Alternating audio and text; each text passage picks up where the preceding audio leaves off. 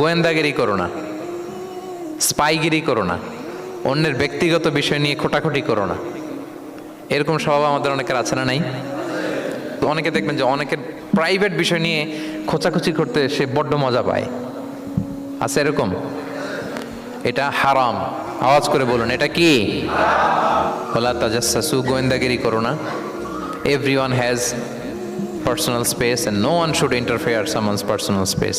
কেউ কারো পার্সোনাল স্পেসে ইন্টারফেয়ার করা যাবে না। প্রত্যেকের একটা প্রাইভেট এরিয়া আছে, প্রাইভেসি আছে। দেখেন ইসলাম প্রাইভেসিকে কত গুরুত্ব দেয়। প্রত্যেকের প্রাইভেসিকে ইসলাম কত গুরুত্ব দেয়। কারো প্রাইভেসির মধ্যে ইন্টারফেয়ার করা এটা ইসলাম পছন্দ করে না। এজন্য খবরদার, কারো ব্যক্তিগত কোনো ইস্যু নিয়ে আমরা নাক গলাতে পারবো না। কারো মোবাইল ধরে মোবাইলের গ্যালারি চেক করা, কারো ইনবক্স চেক করা, কাউকে না বলে কারো চিঠি পড়ে ফেলা, উকি মারা, আর